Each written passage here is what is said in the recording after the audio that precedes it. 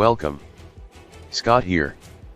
Here is a quick boss guide for a new story chapter event, Act 3 Finale Part 1 Thirst for Chaos featuring Jack Garland from Final Fantasy Origins Stranger of Paradise. The event marks the debut of Jack Garland and his full kit.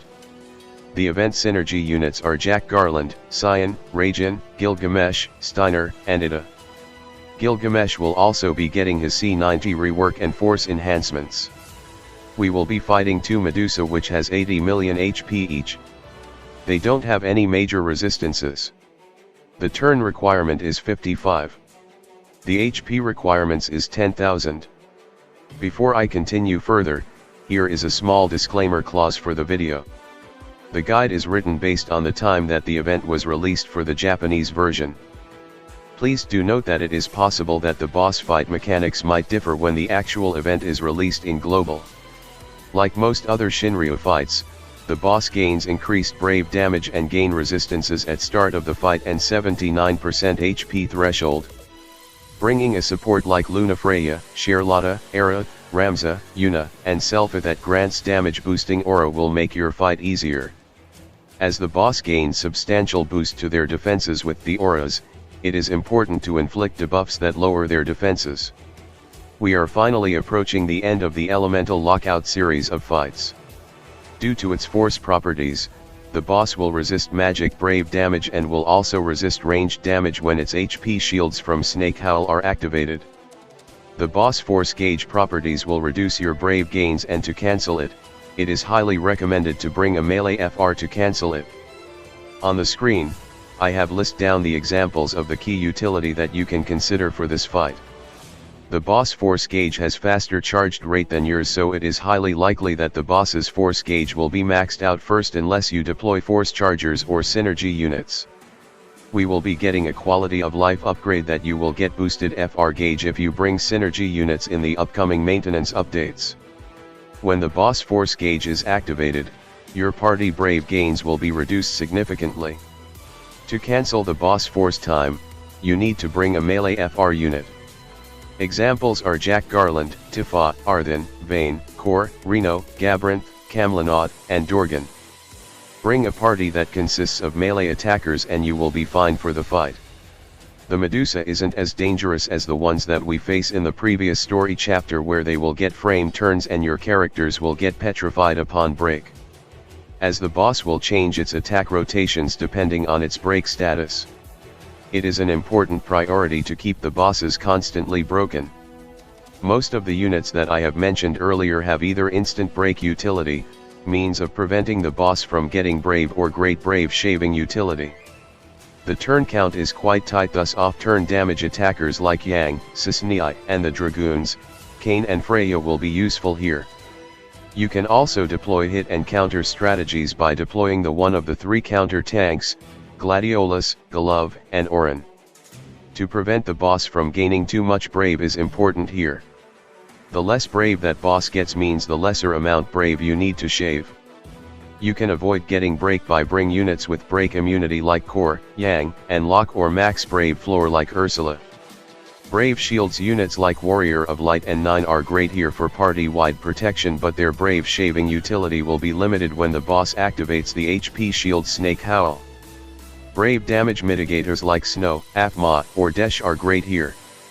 You can also bring Leon to convert their brave hits into brave battery. But do be mindful of the flamethrower attack if you are using Leon. The fight is easy if you use the featured FR unit, as Jack Garland will lower the boss brave to negative values and constantly keeping them in negative brave status. As we are no longer have Lufania Plus fights, the boss guide will be focused primarily on Shinryu fights. In Shinryu, you need to understand the effects gained by the boss as the force gauge build up, its force ability and its force time effect. As your party has low force levels, it is highly certain that the boss force gauge will build up faster than yours. To have a better understanding on the basics of the force gauge mechanics and Shinryu fights, I have done a video explaining the mechanics. I have included the link to the video under the comments and video description for your quick reference. Throughout the fight, the boss force gauge will increase by an additional 5% per action taken by the party. The boss resist magic brave damage by 100% as well. The boss force gauge will build up faster as its HP is lowered. You can refer to the table on the screen for the percentages. At the 100% threshold, the boss will use its force ability and activates its force time for 10 turns. The boss will use different variants of the force ability depending on the boss' current break status. If the boss is in break status, it will use Gaze Plus, which is an AoE brave attack. It will grant the boss party 100% speed up and inflicts 200% max brave down debuffs on the party for 5 turns. If the boss isn't in break status, it will use Gaze Plus Plus, which is an AoE brave plus HP attack. It will grant the boss 100% speed up and 50% turn rate up, along inflicting 2 frame debuffs, 200% max brave down and 80% turn rate down on all enemy targets. Upon using the force ability, the boss will enter into its force time where the gauge will start to emit a red hue with a counter of 10 on its gauge. When the force time is activated, the bosses will gain an enhancement that reduces your party brave gains by 99%. To deal the boss force weakness, you need to use a melee force ability. Other than the featured FR burst unit Jack Garland, there are lots of melee FR units that can meet the condition. They are Tifat, Arthan, Vayne, Kor, Reno, Gabrin, Dorgan, Desh, and Kamlanod. Now let's go through the fight key mechanics. The fight features a lot of threshold triggers. The boss is generally most dangerous if they are not in break status. So, it is in your interests to ensure that they are broken when you trigger the threshold attacks. Otherwise, you can either freeze their brave gains, evade them, or deploy damage mitigation calls like Raijin, Reno, or Warrior of Light LDCA. At the 89%, 69%, and 29% HP thresholds, the boss will use Flamethrower. Depending on the break status, it will use the different variant. If it is in break status, it will use Flamethrower, which is AoE Magic Fire Brave attack. If it is not in break status, it will use Flamethrower Plus, which is an AoE Brave plus HP attack. The attack will grant the boss brave damage up plus 50% and inflicts speed down by 50% on your party for 5 turns. At the 89%, 69%, 49%, 29%, and 9% HP threshold, it will activate Snake Howl, where it will make an eerie sound and enact a HP shield of 4 million while emitting a purple aura. While the shields are active, any ranged brave damage will be resisted and your party cannot gain brave from brave gains. Stolen and natural initial brave recovery are excluded.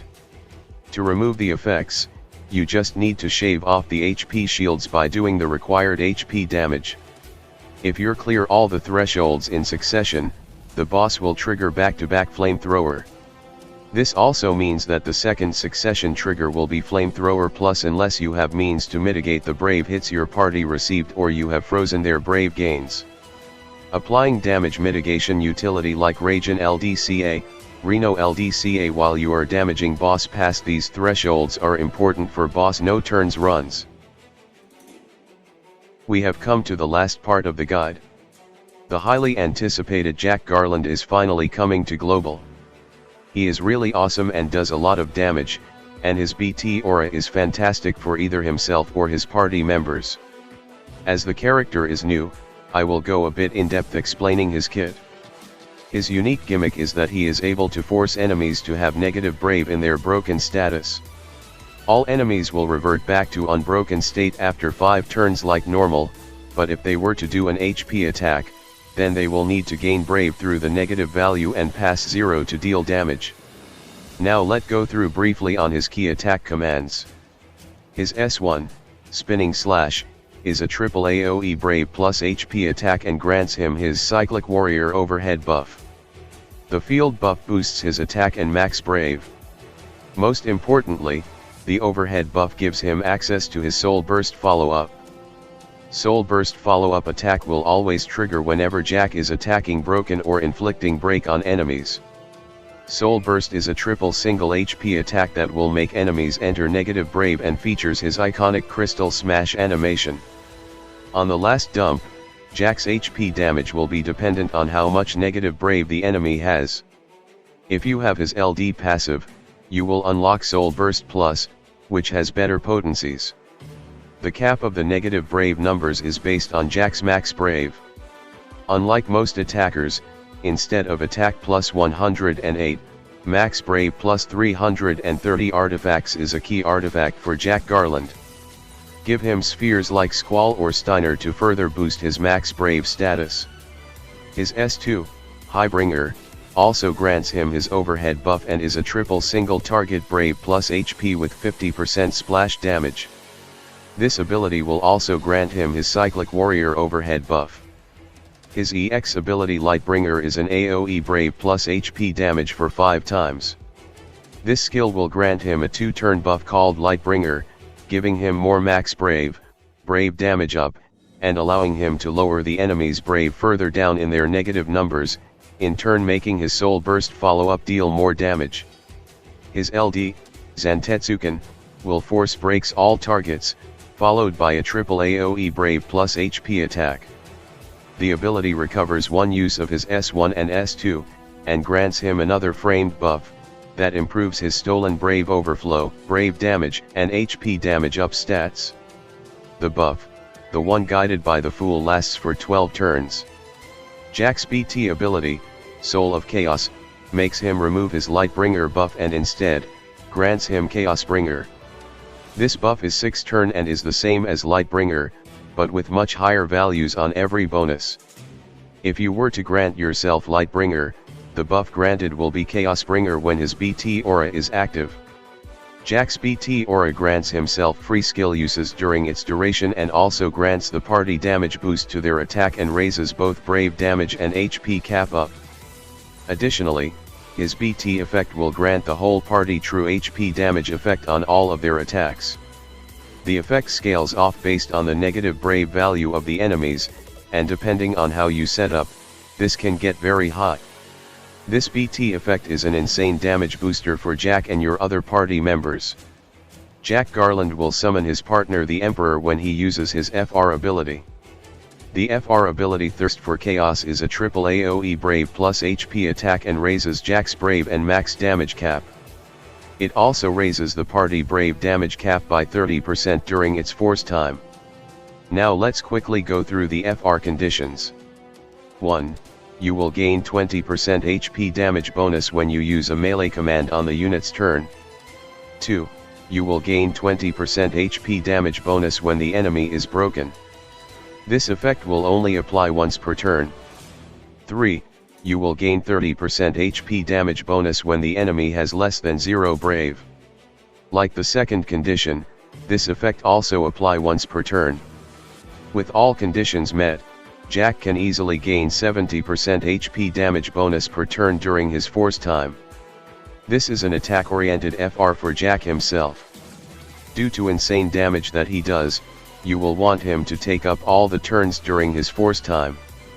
To have him operate at optimal efficiency, Jack Garland is a unit that needs full investment to be the damage monster that he is known for. In my opinion, the banner is also good where you can get a LDCA nuker call like Cyan and one of the game's most useful damage mitigation LDCA in Raijin. With this, I have come to the end of my boss guide presentation. Hopefully you find it useful. If you like the video, please give a like. Please subscribe to my channel for future gaming content. Good luck for the fight in the coming days. Bye.